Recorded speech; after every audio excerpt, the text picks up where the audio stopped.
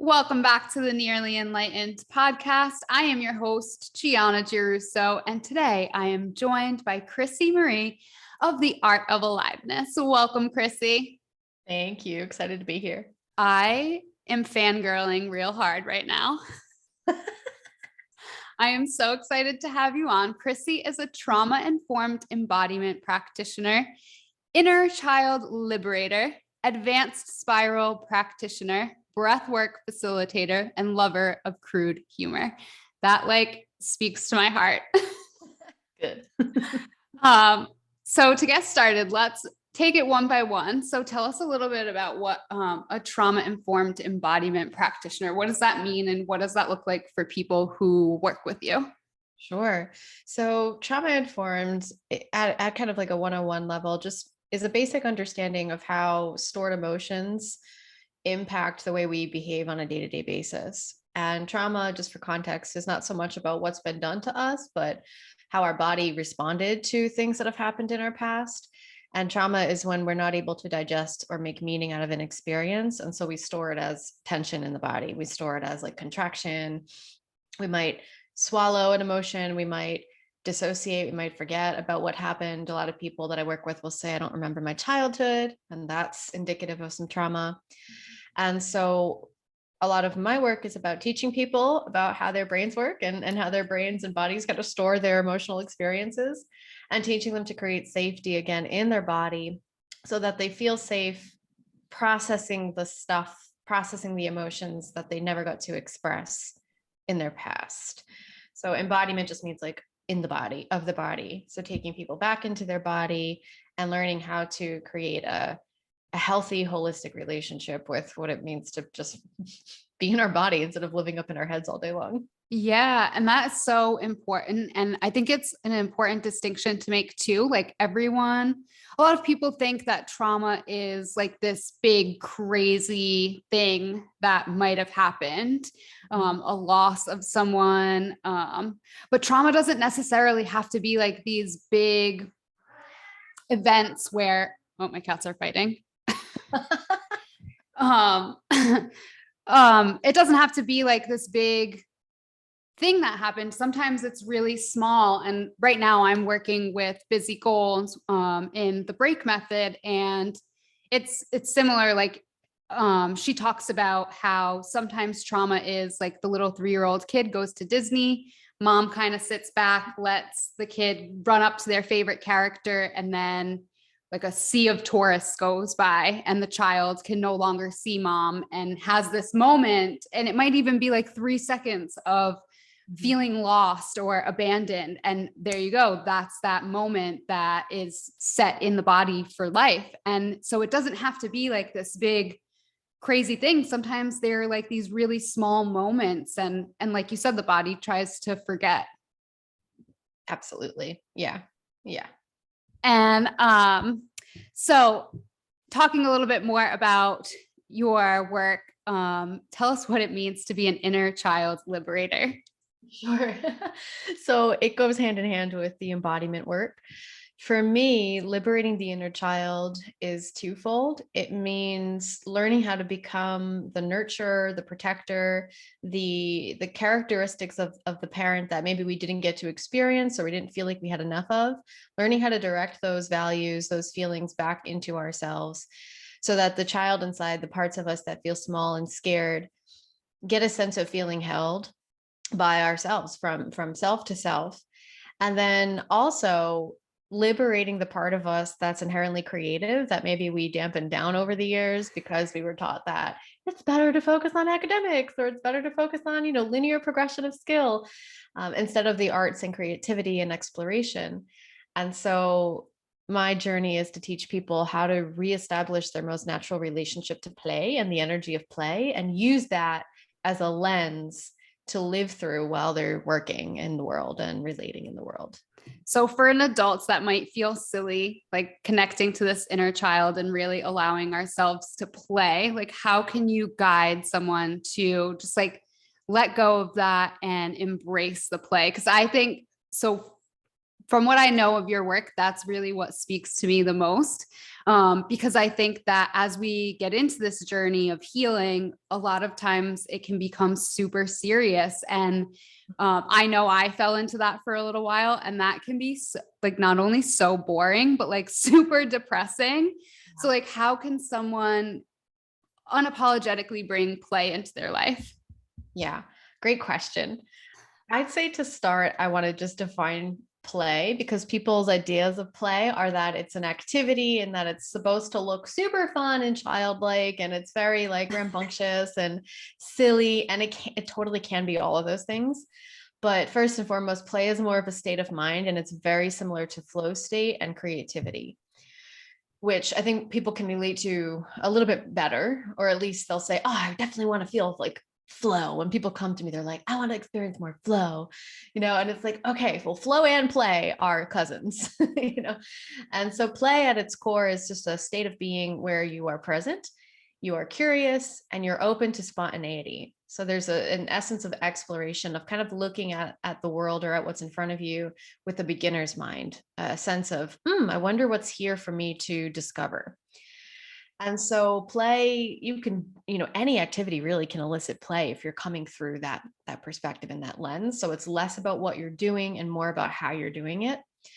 That being said, we do tend to have different types, like play personalities. We tend to lean towards different activities that evoke a sense of play for us, that kind of support us in nurturing that energy. And there's 8 different types. And I've done a little video on it that I can link for your listeners in the show. Oh yeah, I love that. So they can like look at it. And it's not like a set thing, like, oh, I'm an artist play personality, or I'm a jokester. We can be really fluid with it. And depending on who we're around, we can kind of shift in and out of different play personalities. But having a sense of your play personality can be validating to many people, because it redefines what play can be for them. I had a business coach who, when she saw my video, she was like, oh yeah, I sing in the shower and in the bathroom. And so my play personality is part of that. Like, I actually do play. And that's a big thing that people break through when they work with me, is realizing that they're already playful people. They just weren't perceiving themselves to be playful. So I teach people how they're already playing, and then we just amplify the ways in which they're already playing and already inclined to play. What are your favorite ways to play? Oh my God. Well, I do have a bit of a jokester in me that I have nurtured over time. It's definitely not I'm not like a stand-up comedian or anything like that. I can sometimes throw out like really witty one-liners, but like you'll get those like quarterly from me, like it's not consistent. And when I do find myself to be really funny, I'm like, oh my gosh, I'm so funny. But then it's also like, I don't want to hold myself to that standard, because that's not just who I am. I'm more of the person that like makes weird faces and makes weird noises and talks in funny voices and moves in odd ways throughout the world. Like sometimes I'll just embody like an animal or something. And a lot of that I do intentionally as a practice to pattern interrupt perfectionism in my system. I'll do it as a way of pattern interrupting procrastination, or just any pattern I'm in where I'm like clenching my butthole, basically. I'll do like a weird thing to like get myself out of it. But my dominant play personalities are the artist and creator. So I love to create, like, it could be any medium really, but I do love to paint. I love to weave and craft wall hangings. Interior decorating. I definitely have like a fantasy, like parallel universe where I am an interior decorator. And also the mover. So one of the other play personalities is mover kinesthetic. And so for me, I feel very playful when I'm dancing or I'm roller skating, and just moving my body in fun ways. That's why I loved yoga. And then I realized like how masculine and linear yoga is. So I was like, like this is not fun anymore. Like now it's just like this practice that I do. So then I found Booty Yoga, Buti, and they bring a lot of like dance and fun music and dynamic movement into the practice. And that just like changed my whole perspective on what yoga could be, because it really brings in like this feminine, this flow, and it just allows you to really let go. And that like, just, that was like chef's kiss, just sucked me right in. That's that element of improvisation and spontaneity that you're loving. Yeah. Yeah. And yoga just doesn't give you that. Like, it's so linear. It's just like up, down, left, right. And yeah. So my body was really craving this more feminine energy. And it's funny because I embody a lot of masculine traits as a woman. And so getting into that feminine state at first felt like very uncomfortable for me. And then I would see all of your posts about play and spontaneity, and that really inspired me. So this is why I'm fangirling to have you on, because I think it's such an important aspect of healing. It's like, we are here on this planet to enjoy. Like, I go out on hikes and in Mother Nature, and it's just like, the world is a playground. And as adults, we really like lose that perception, and coming back to that magic. I think that's where we find the flow state, is like when you look around in awe of like this amazing place that we have to explore, to play. Absolutely. I just did a little like strengths assessment. And so it kind of like layers your strengths, like these are your top 5 strengths, and honesty, courage, blah, blah, blah, blah, blah. And my top strength was appreciation of beauty and excellence. Whoa. And I was surprised, not because I didn't know that about myself, but more so that was considered to be a strength. And it was so validating for the child inside, because I was somebody who would always be outdoors, just like holding leaves up to the sun and like staring deeply into the bark of a tree and picking the caterpillars off and taking them home. And like, I find God in the details, Yes. like, that's one of the ways I like to play, right? Is getting really up close to things and just like marveling at just the stuff you would never see because we're just moving so fast. Yeah. Yes. I have a thing for hummingbirds. They've come to me like so much recently, and living in Arizona, we have a lot here. So just having the feeder in the window, and like, I watch them with my cats, and it just feels so good to stop and take a moment. Otherwise they're like buzzing around, and you don't really get a chance to like you said, marvel at these creations. Totally. I just got so excited when you said that. I like knocked my mic. Because I also love hummingbirds, and I have a feeder myself. And yeah, there's a lot of symbolism in the hummingbird that resonates with me. Yes. It just has like, I feel like too, it has like this fairy energy, which has always resonated with me. And like, I just love watching them. Yeah. Yeah, me too. What would you, so for somebody who is like not quite there yet, like, how would you encourage them to just dive in and to start to do this work? So I would suggest presence practices as a first like mode of stepping into play, because in order to experience play, again, we've got to be present, we've got to embody curiosity, and we also have to be open to spontaneity. So presence is one of the hardest things for people. And I, with an ADD brain, like have a hard time sitting down and doing meditation. Now I will, but I have also found I've given myself permission over the years to modify my presence practices and make them more active as I work up to stillness. And so for me, what that looked like is engaging my senses with stimulation that's pleasant and that settles my nervous system. And I did that by creating a sensory prescription menu where I would just write the list of all the senses that I had access to, and then sense sounds, sights, colors, textures that evoked a sense of softness, curiosity, and wonder for me. And it was a really fun, creative exercise. I got to kind of engage my inner child and think back to, what was I really curious about as a kid? What colors grabbed my attention as a kid? What sounds did I really enjoy? Were there any smells? Unfortunately, you can't bottle up the smell of like gasoline, because that was one of those, like, love the smell of gasoline and like freshly poured pavement, because I'm just weirdo like that. but like sunscreen, like a lot of chemical smells, but like citrus, pine, fresh air, the scent, like the way the earth smells before rain. There are certain incenses that I really enjoy. The sound of wind chimes, the sound of birds, the sound of crickets, the sound of the wind in like meadows. And I would just start finding ways to incorporate those sensory stimulus into my day. So I'd like while I was doing the dishes, I might put on the sound of crickets or the sound of a meadow. And I might like light a stick of incense. And then I might buy a sweater that feels really delicious on my skin. So like things that just get me in my body. So using I'd say senses are our portals to the present moment.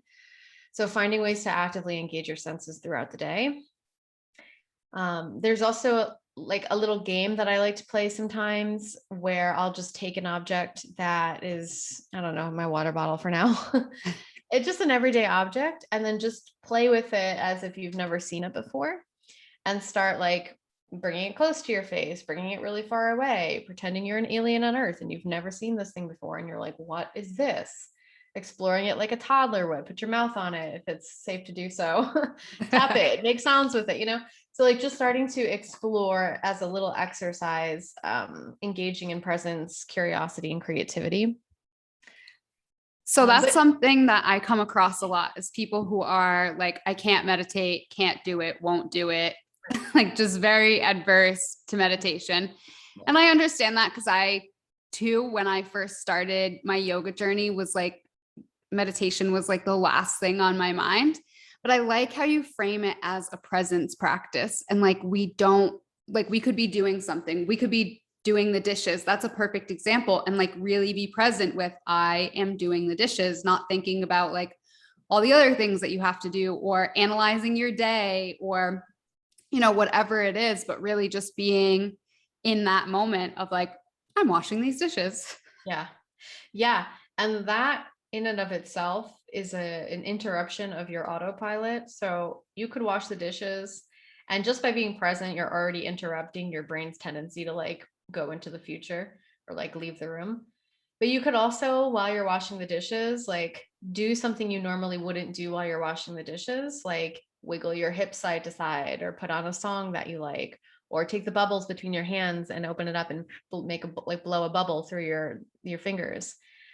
So just like doing little tiny different things that you normally wouldn't do, just to break up the monotony of your day and keep you deeper in the body. And how grounding is that? Like to be always in the future, that's like, you're always in the ethereal realm. You're like way up in the ethers somewhere, but to allow yourself to play and be in that present moment, that's so grounding. And that's what I feel a lot of people, when they're looking to do this kind of work, they're looking for grounding. Yes. It's so interesting you said that, because I just had, so my primary like work that I do, my one-to-one work, I call my program Prism, because it's all about like expressing the light through you in multiple colors, multiple expressions. But then I just felt the nudge like 2 weeks ago to create something called Grounded Joy. And it's about grounding your joy into the body and making it very practical. And so I don't know, I just want to share that because I'm so excited about it. I don't know what it's going to be yet, but yes, it's grounding. It's grounding the pleasure. I am a Gemini and I have a lot of air and fire in my chart. So I am always like a very intense person. So throughout my adult years, I've leaned less into play and more into grounding. But now this is like so great to hear that like I can incorporate both. Yes, both and.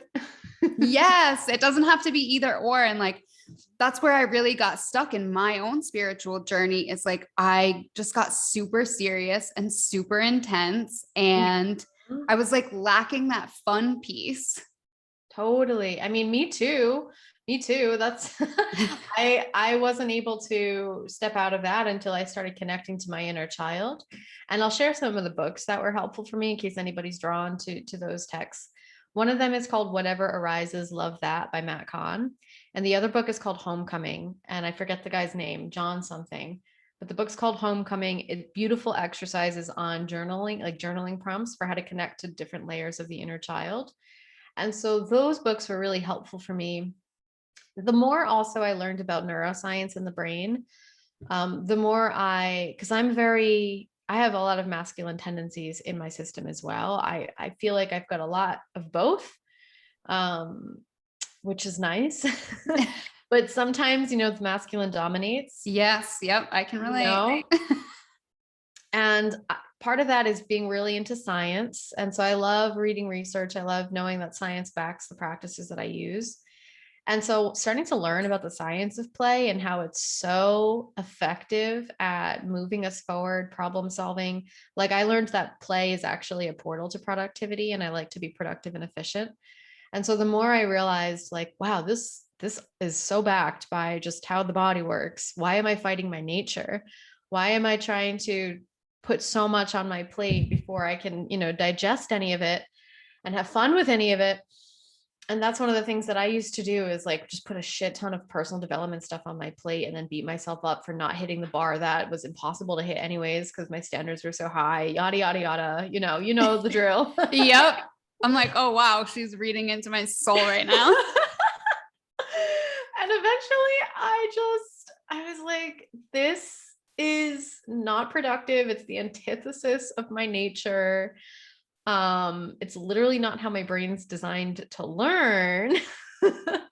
And there's a book called Atomic Habits, which is a great book for learning about the science of learning and habit change, and how to actually change your behavior by breaking down things that you want to do into the tiniest parts, and setting the bar so low for yourself that it's inevitable you're going to hit it, in order to reinforce your sense of, oh, I'm capable of making changes. So let me set the next bar that's like an inch above this one and hit it, and then hit it. And so that, for me, that's how I approach play with people, is I help them like set the bar super, super low and say, like, this week, I just want you to think of one thing you do on autopilot. And at least once this week, I just want you to do it slightly differently. So like while you're washing your dishes, put on a song, or like wiggle your shoulders, or make a weird face into one of your spoons, like once this week, that's it. So it's almost impossible for people not to do it.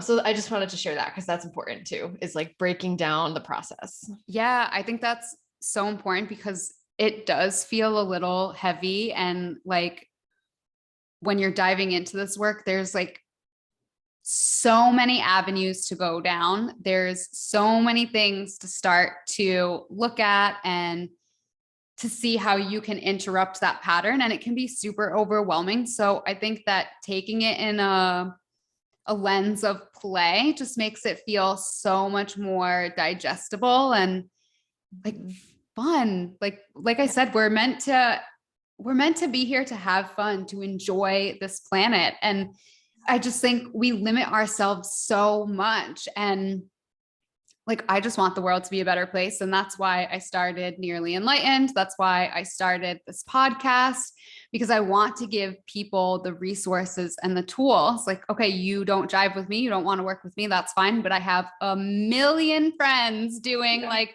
amazing things. So let's highlight all of them. And like one of those people are going to resonate with you.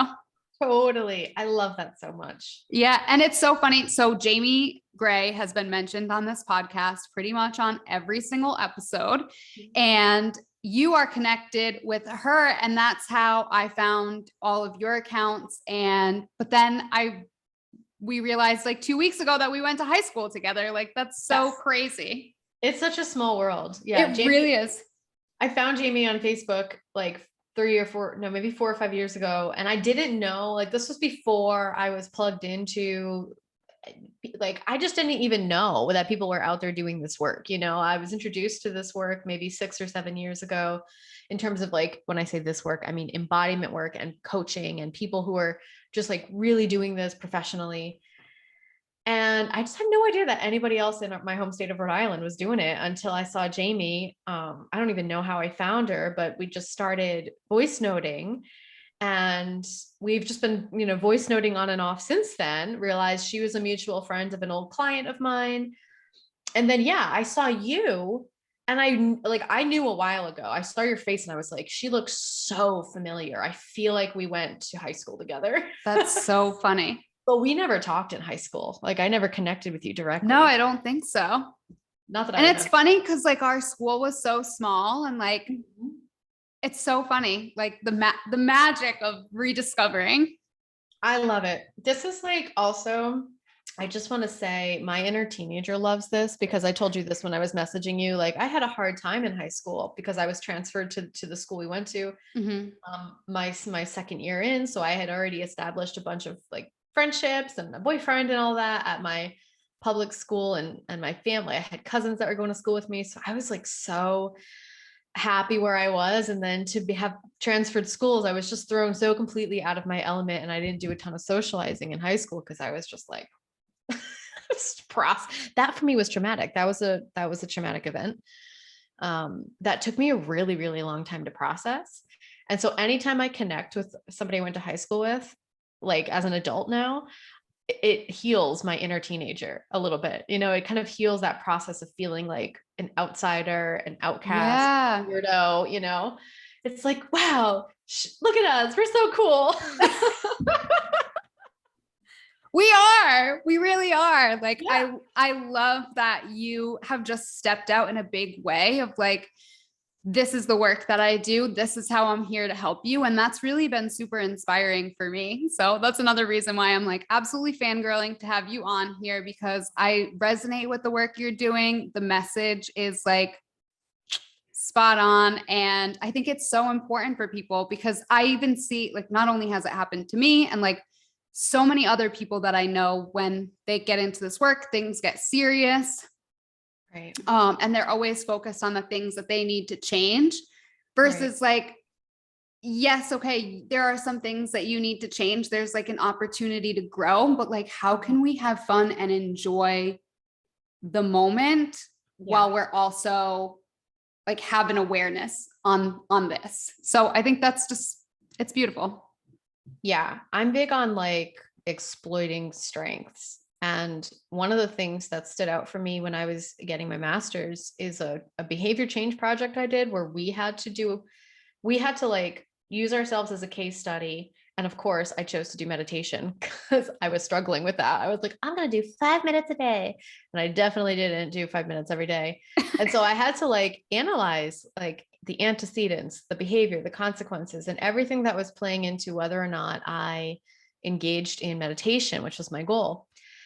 And out of that whole entire process, which was super enlightening, by the way, to just really in real time see how challenging behavior change was, the thing that stood out for me was this one line in this one research book that said the biggest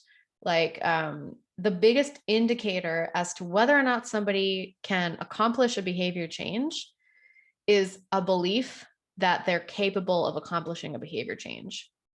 Wow. And so that's one of the core principles of my work now, is fostering that belief in people. Like, you are a playful person. The thing you want to embody, you're already doing it. Like, you're already capable of doing it. Let's become a detective and look for all the ways in which you're already doing the thing. And let's build on what's already there instead of looking for the ways in which we're not enough, essentially. Yes, I love that. And so in the Yoga Sutras, it says that you are whole and complete just as you are. And I think that always sticks with me because the Yoga Sutras is like the guidebook to life. So it's like, okay, meditate, om, like do all these things and you will become an enlightened being. But it's also, it always brings you back to that reminder that you are whole and complete as you are. And I think that that's really important too. Otherwise, we're always chasing this like forward movement, which isn't necessarily a bad thing, but when you can't stop and be in that present moment, enjoy where you are right now, you're like missing all the good stuff. Yeah, it's like in an effort to go like fast and forward, we're missing the depth in the moment. I'm about like, let's just like root here and see what's already here for us instead of trying to grab out here. Yeah. So something else in your toolbox that I want to talk about a little bit is the advanced spiral practitioner. So Booty also uses like a somatic spiral to work energy through the body. So I'm curious as to if this is similar or what this is about. Sure. Yes. Gosh, there's so much I could say. I'm going to try to boil it down. But the essence of the spiral, it's this methodology that was developed by Dane Thomas. And what it does, it's an 8-session process of untangling trauma from the cells in our body. And each session is focused on a chakra and the theme that sits within those energy centers of the body. And so, for example, if you were to start a spiral session, we'd start at level 1, which would be the root chakra. And we'd be looking at the emotions of shame, guilt, and the concept of dogma, which is our perception of right versus wrong and all of those things. Like the moralities, the should nots. And we'd be exploring like when in your childhood did shame as an emotion get stuck in your body, get stuck in your system. And then using kinesiology, muscle testing, and corresponding pressure points, we release the energy and the trauma from your body to open you up to more neutrality around your conditioning. And from that space of neutrality, depending on who the practitioner is, obviously my flavor of the day of life is play. Within that space that we create in the body, the spiral client gets to anchor in the energy that they really want to embody more of, whether that's play or confidence or pleasure or whatever it is. When you go through the spiral and you get to the end, it can take up to 6 months to a year to fully like integrate the process. And all of that's also going to depend on how you're changing your behavior in between sessions and whatnot. But the spiral as a methodology and as a practice changed my life. I went through it twice. Once before I became a practitioner, and then you go through the clearings when you go and get trained. And I'll just share my personal story. The first time I went through the spiral at the level of the throat, level 5, I had these incredible clearings and energetic openings around my capacity to self-express. For most of my life, if I felt hurt, my throat would close. That was my trauma response. My whole body would contract. I wouldn't be able to express myself. I'd always feel like crying. It was embarrassing for me. For quite some time, I was somebody that hated crying in front of other people. It felt really weak. And I had just such a beautiful unraveling at that level. When I went to training and trained to be a practitioner, at the level of the solar plexus, which is like my willpower and power center, I had this moment where I was feeling like I was really getting the process of taking people through and doing these energetic clearings. And I was feeling really confident about my capabilities. And Dane asked the group, it was like 30 of us, he's like, how many of you feel really confident about your process here? Nobody raised their hand, but I did. And I raised my hand and I realized nobody else was raising their hand. And I noticed this, I had to go through this whole process of feeling cocky about it. And once I finally released that story, I owned my power as a practitioner. I walked out of that level of that day feeling so capable, so ready to market myself. I made like 5K in a week while I was at training, selling the spiral. I paid for the training itself while I was there. Wow. And I really attest that to the power of these energetic openings. So it works at the cellular level. It works in the subtle body. It's a very unique methodology. I love it because I have the capacity to really work holistically with it. The method itself of the muscle testing and the energy clearing works with, the energetic body, but then I work with the client also to do somatic work, to get them in their body with sound, with movement. And then all of the other things that I do, I kind of weave that in. So it's a super powerful process for recalibrating your whole system, basically. I want to sign me up. Yes. We'll chat. Yeah, that sounds like, I kind of am one of those people that's always looking for what's next. And that's not why I'm doing break method right now, but it's one of the reasons why I'm diving into break method, because I've gone down, like basically all the yoga roads, right? Like I have like just under 900 hours of study with yoga, like pretty much all of the facets of yoga, meditation, breath work, movement, all of it. So this self-discovery piece is really, or the self-study piece rather, is really the first time that I'm taking a deep dive into it without any of the somatics. So it's interesting, because it also goes into the neuroscience of like repatterning your brain, repatterning your emotional responses. And sometimes it's like a little scary to look at. Totally. It can be. It absolutely can be. Yep. So for people because I tend to attract all of the people who are really adverse to healing until they find like that one thing that clicks, and then they're like, okay, I pick up what you're putting down now. Yeah. So for those people who are like kind of healing naysayers, like how would you talk to that person? Can you give me an example of a belief that somebody's brought to you that so what comes to me all the time is like, I can't meditate, can't do yoga, can't, like, this is who I am. And like, that's it.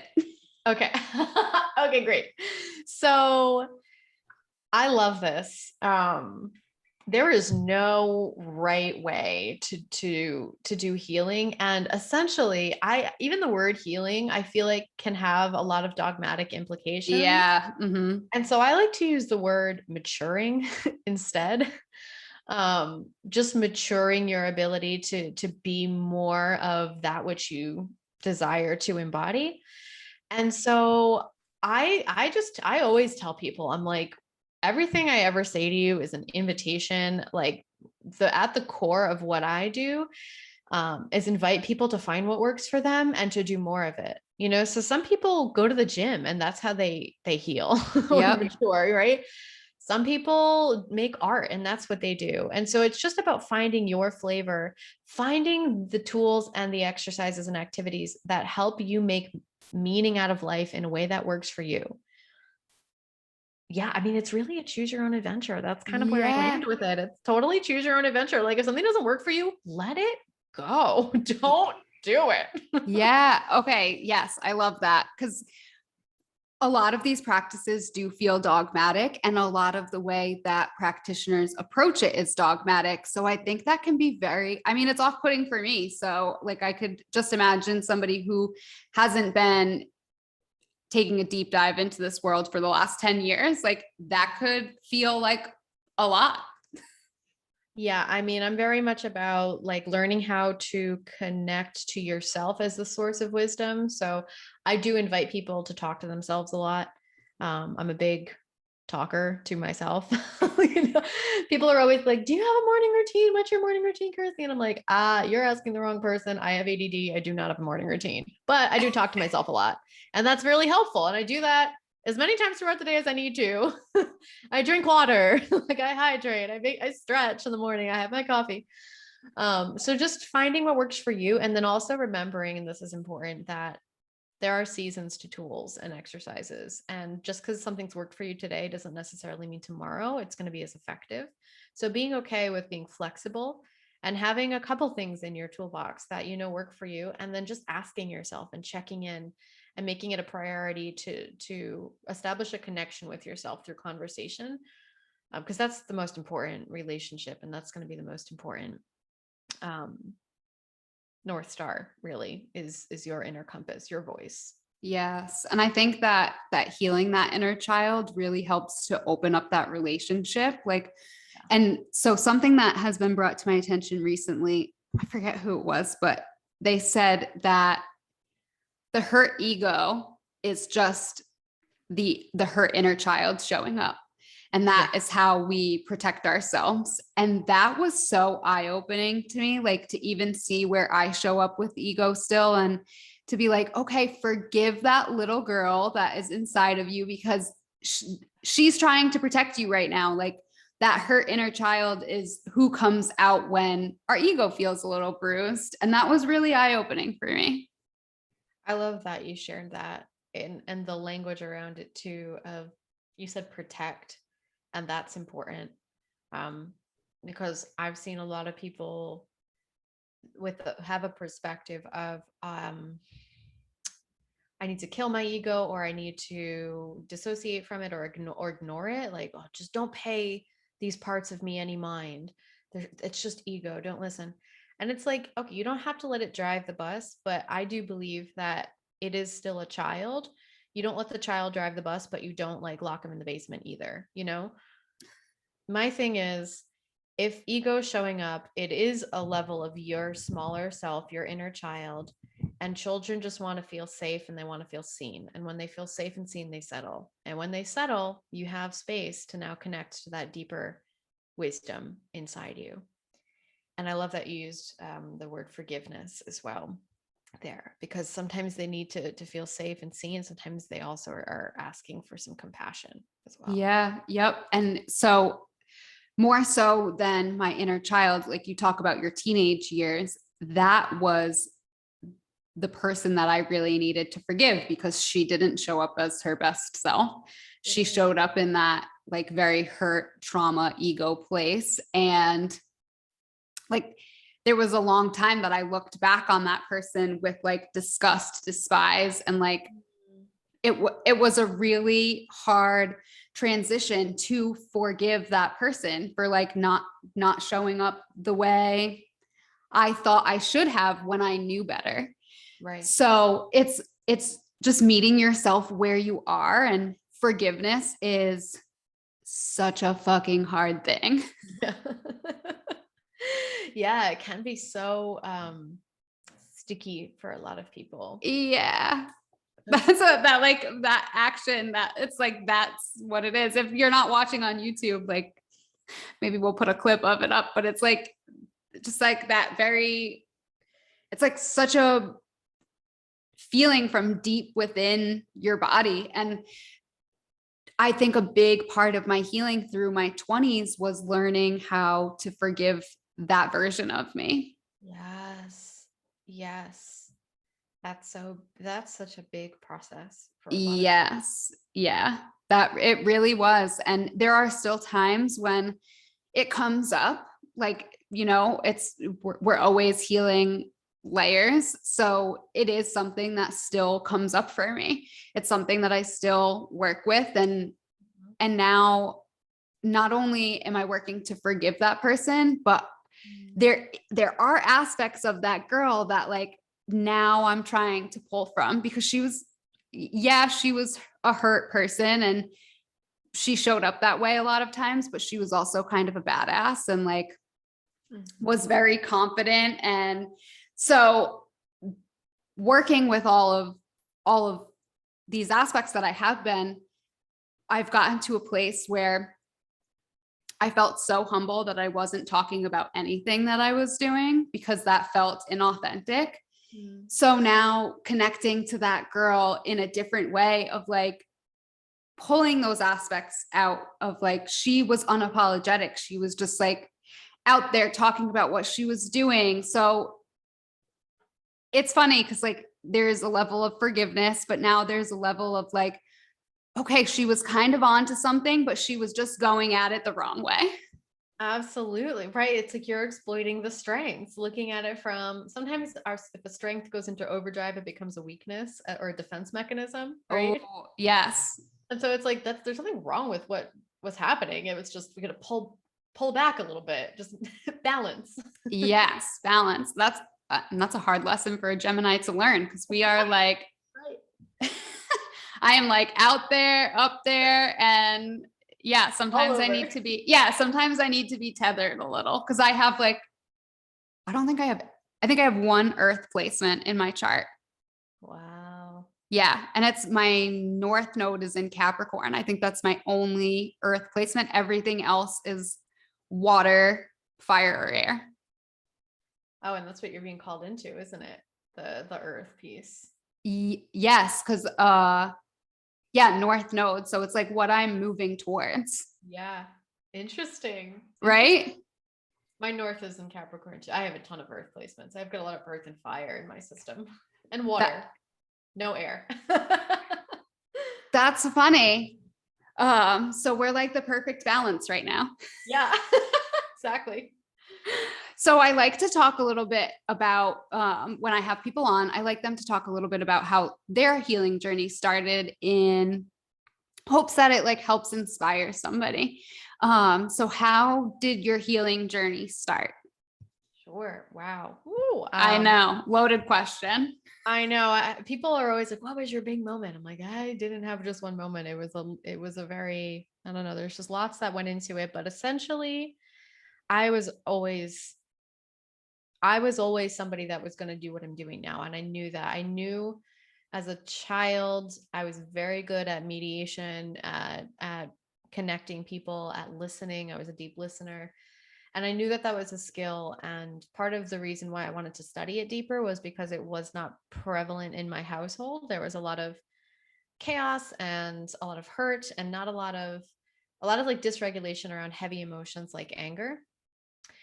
And so I kind of wanted to make it my mission to learn how to communicate better and to be somebody who can teach people how to communicate well, especially in conflict. I wanted to learn a lot about conflict resolution and de-escalation because it was so non-existent in my household.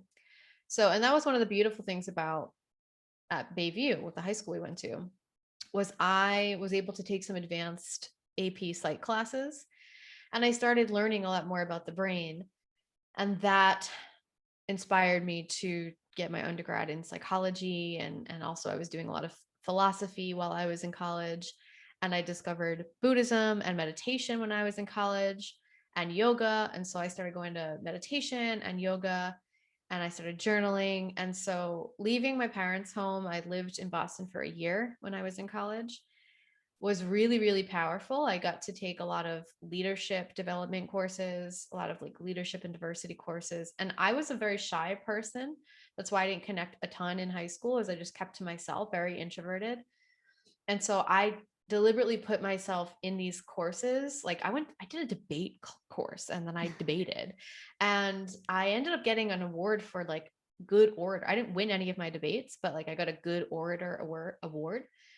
And for me, that was inspiring because I just never saw myself as big and charismatic and the person who was going to like, be eloquent and talk and convince people of things.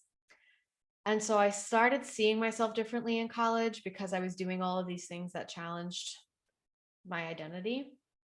I don't know. I just feel like I always had this little tiny spark that was like, you're capable of way more than you think you are. And so that tiny seed that was always in my system just has kept nudging me into these new experiences.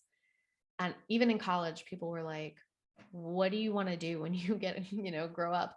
And I'm like, I don't know, but I know who I want to be. I want to become this type of person. And so that's really important. I always ask people, who are you becoming, or who do you desire to be in this world? And let your purpose rest in that versus like the milestones you're hitting in terms of, activities, actions. I So love yeah, that. it was kind of like a buildup of just like following my nudges, putting myself in experiences that were stretching me, that were calling to me. And then I started investing in coaches. And that's when everything changed in a big way for me. I started paying for support. And since I started paying for support, I've not ever been the same. Like, I don't even know who I was 10 years ago, but Yeah. we're not there. We're not there anymore. No, I can relate to that too. Mm-hmm. So I think what you said that was really important is, and it's important to highlight because I think it's part of everyone's journey, is allowing yourself to be okay with putting yourself in those uncomfortable situations. So how did you go from someone who was a shy person to being okay with putting yourself in those really uncomfortable situations? Yeah. Ego. because I liked to be seen as strong and competent. And so and this is where I think the ego is phenomenal. I have written a post about like how I love my spiritual ego has gotten me into situations that I would never choose otherwise had I not wanted to be seen as a good student. That's what it is. It's like there's this part of me that wants to be the straight A student, that wants to do all the things, even if they're hard, even if it's not going to be like perfect. So honestly, it was a lot of that too. A lot of it started with wanting to be seen a certain way, wanting to be seen as a leader, wanting to be seen as strong. And when people come to me and they're like, oh, I want to start this business, but my ego is here and I want to be seen a certain way. And I don't know if I should do it because my ego. And I'm like, no. Like use that. That's helpful. Like be aware of it, but also know that that's okay. If that's what's going to get you to cross that line, to do the thing that deep down, you know, is going to be good for you, use it. I'm totally fine with using my ego if I know that it's moving me in the direction that my spirit also would. And I knew my spirit was calling me into these stretchy things. And so I think, you know, ego is always going to be part of the game. We can't get rid of it. We just need to accept it, be aware of it, and take it along for the ride, and occasionally be like, yes, come on in. Like, I'm feeling a little off right now. You know, whisper sweet nothings in my ear. And I'm totally fine with that. But it was definitely a lot of that. I think that's so important too, because like I always say, if you kill the ego, then you kill your drive to live. Like, Yes. we would not be human if we were killing the ego. Like, there is a healthy ego. Absolutely. Absolutely. Yeah. I wouldn't be doing anything if I didn't have an ego. I'd literally just be like sitting in this chair, staring at the hummingbirds all day long, which is fine. But like eventually I'd die because Yes. and I'd be uninspired, you know? Your ego is also like your desire to live. Like you wouldn't feed yourself properly or take care of yourself or do any of those things if it wasn't for the ego. So I love this. So for anyone who says kill the ego, like beware of that person. Like, Yeah. I don't know, there's something weird about that. Like, I think that also killing the ego, you're like killing your individuality. Yeah. It's like, if we all didn't have ego, like we would all be the same cookie cutter robot person. And like, yeah, I think there's a healthy ego as well. So I love that. Yeah. I know. I'm trying to like rack my brain for like other things that I did that were helpful. It was probably just a mixture of like I was reading, but I was in a lot of contemplative processes. So I was reading books and I was journaling as well. And I think a lot of that helped to garner some confidence around doing these stretchy things. I was reading a lot of empowerment books that were like, you know, I don't know, they were feeding me, really. They were really helping my confidence level. Yeah, I feel that. That was like the first 200-hour teacher training I did, I think was really what reignited me as a person. Like, I was going through this period of time where I was completely so hard on myself for who I was in my teens and early 20s.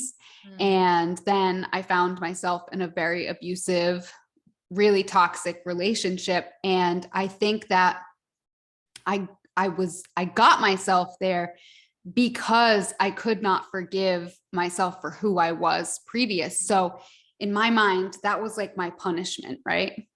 And I sat with that for way too long because I felt like I needed to be punished when really all I needed to do was forgive myself. Mm-hmm. Mm-hmm. Oh, yeah.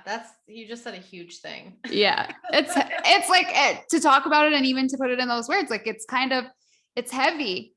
But that 200-hour really allowed me to, like, I think that's when my wings sprouted. It's really when it was like this huge growth of myself as a person, because I was learning to forgive myself for all of those things. And I was also learning that I didn't need to be punished. Like there's no punishment. No one deserves that kind of treatment. No one deserves to be in that kind of space. And that was a really hard thing to pull myself out of. Oh, for sure. And I think like a profound piece of that, what you're sharing here is resonant with a lot of people that I've talked to, which is they think that they need to punish themselves in order to avoid repeating the experience. Like, if I don't make the consequence so big, I'm just going to do it again. Yes. Give myself, I'm just going to, erase the alarm system basically and just repeat my history. And that's completely inaccurate. Yeah. But It doesn't have to be the story. No, but it is a strongly held belief in a lot of people I know. So I love that you're sharing.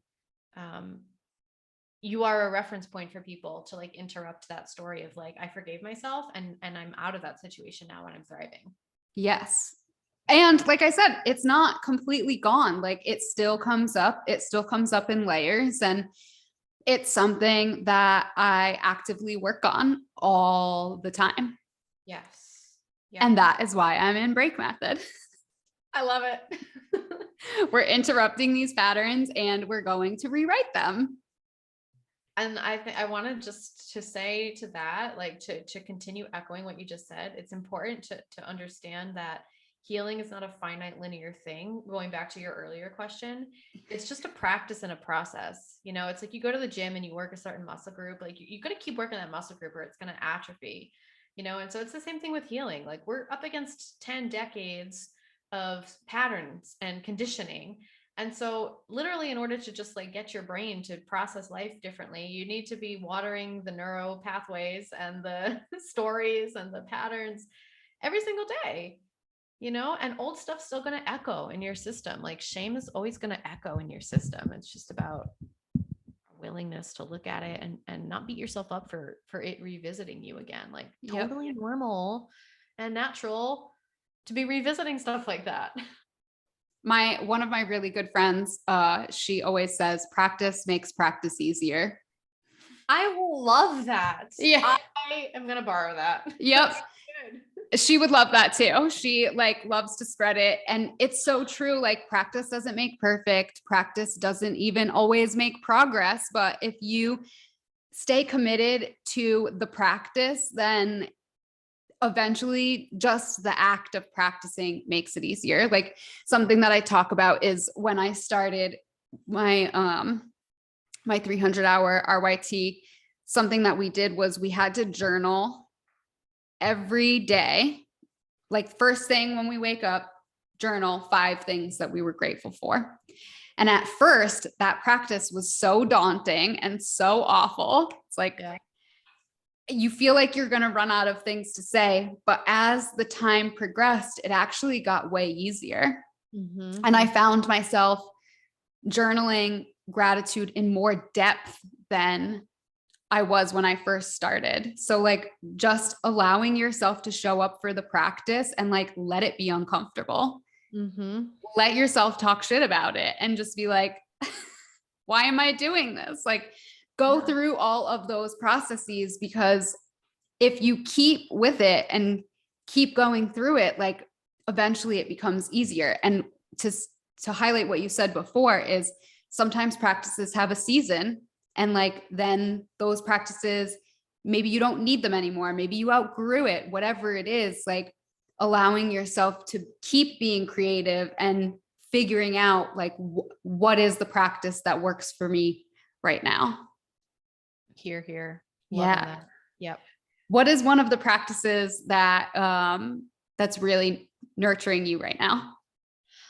So there is one practice that I do all the time. I probably will always do it. I think it's an essential practice. I call it airing out the house, and I teach it to all my clients, and almost all of them, when we leave, when we close things, they're like, that's the one practice that stuck with me.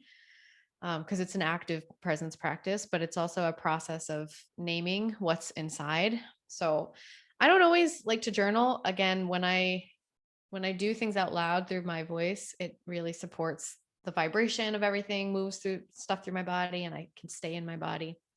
It's just a process of naming my parts. So I start by saying a part of me is, and then I fill in the blank.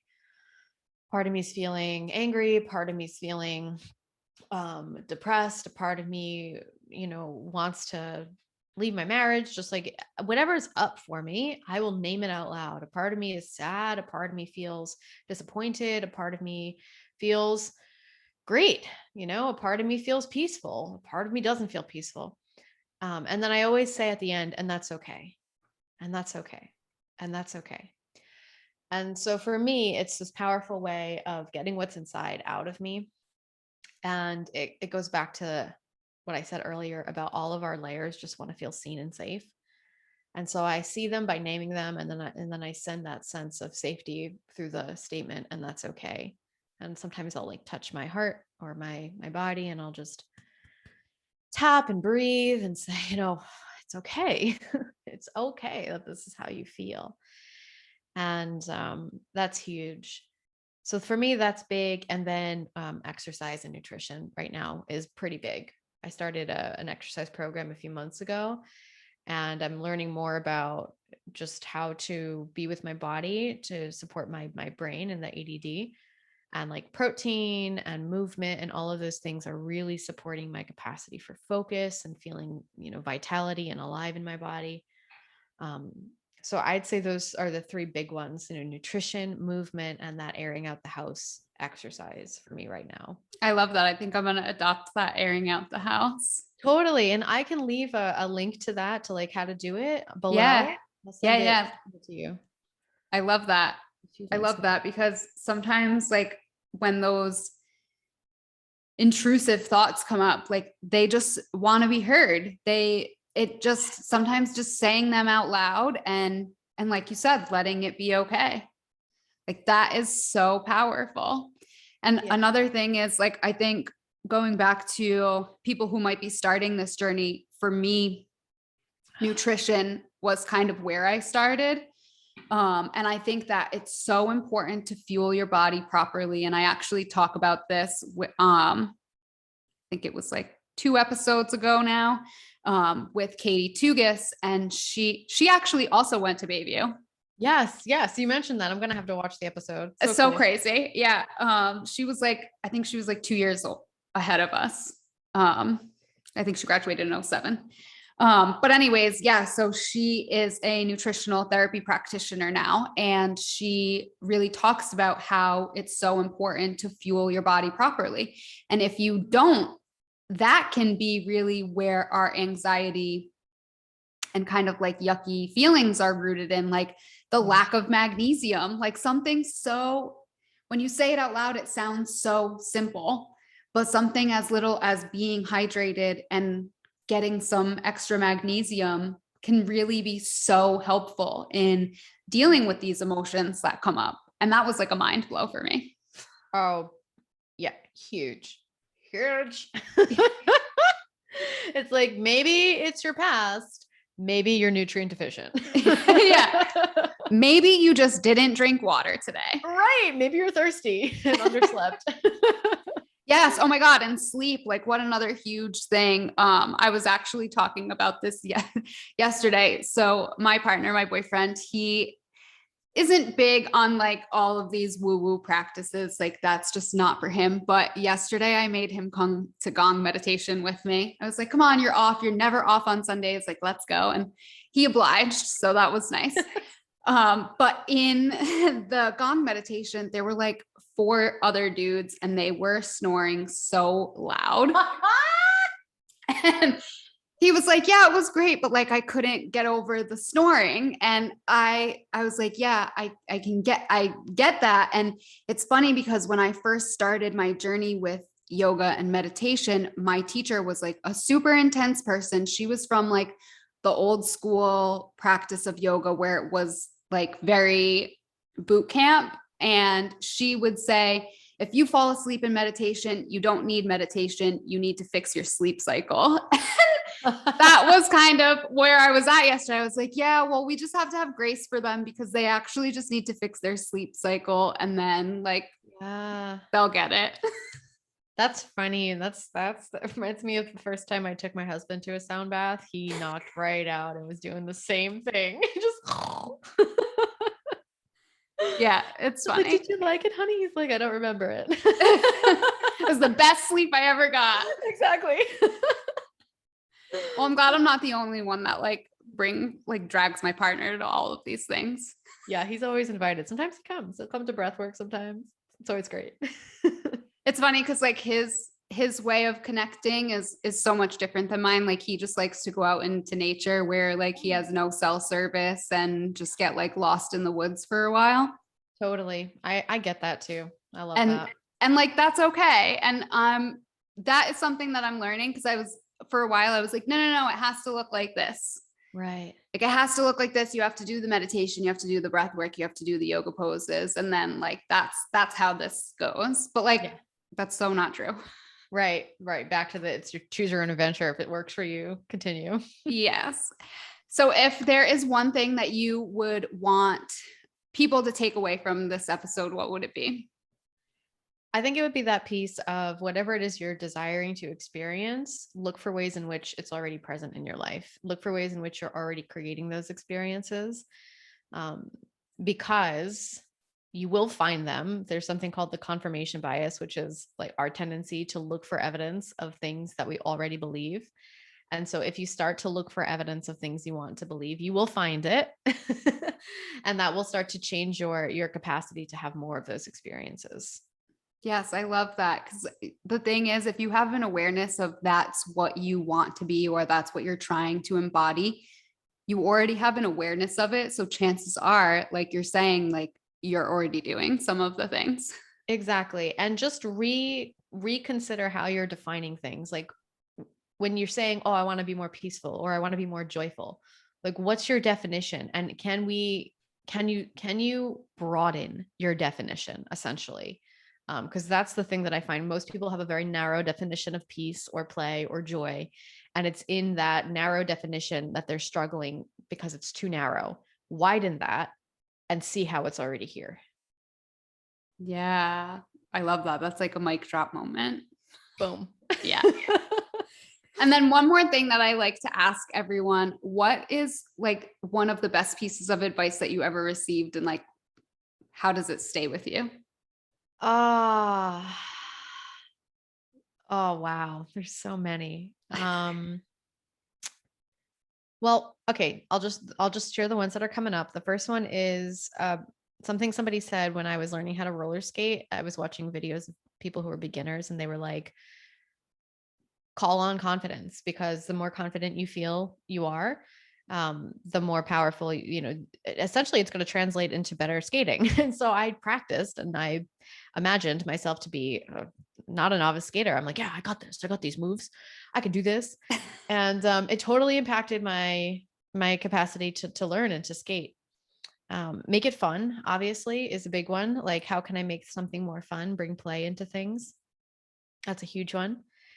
And then I also had a coach tell me to move at the pace of miracles. And I really liked that because Ooh, just got the goosebumps. Yeah, my work right now is to slow down my movement, to slow down my brain, to slow down everything. And I think it's really connected to what I just shared about like looking for how things are already here. It's like miracles happen in the micro moments and we can miss them if we're projecting too far into the future. So slow down, come back to now. And because miracles happen in the now, they happen in the present moment. Ooh, that's so powerful. I'm gonna borrow that one. Totally. Yeah. Where, so what are your offerings? Where can people find you? How can they work with you? So you can find me at theartofaliveness.com. That's my website. And my podcast is The Art of Aliveness. So that's on either Spotify or iTunes. My Instagram is at Come Alive with Chrissy, CHRISSY. And in terms of offerings, I've got some tiered offerings. I have a small community, like a $33 a month, and you can come and do breath work with me every month, live or replay. And then there's a library of videos on how to retrain your nervous system and connect to confidence, boundaries, and your inner child. So there's just a huge library of content in there. And then I have one-to-one journeys that I take people on, and you can do the spiral with me. You can actually, those are extended journeys. So the spiral is part of the one-to-one. So we do like 16 sessions minimum. And my program, my one-to-one program is called Prism. And it's all about connecting with play, relating to yourself radically, intuition, simplicity, and magnetism. And those are like cellular recalibration journeys that we go on together. Love that. Love that. Thank you so much for sharing your work with us. This has been so fun to have you on, and I really just wanted to connect with you. And I love what you're doing. I love that you're bringing play and joy into the healing space, because I think it's so important to stay present with those themes, especially when you're in a healing or becoming journey or maturing journey, like however you want to frame it. Like, I think it's so important to have fun, joke, play, like learn something new. So I just want to thank you from the bottom of my heart for coming on today, because I can't wait for everyone to listen to this episode. Yay. It's been a real pleasure. Thank you for having me on. Yes, of course. If you enjoyed this episode, please give us a thumbs up. If you're watching on YouTube, subscribe, like, share. Thank you for listening to the Nearly Enlightened podcast, and we'll talk to you next week.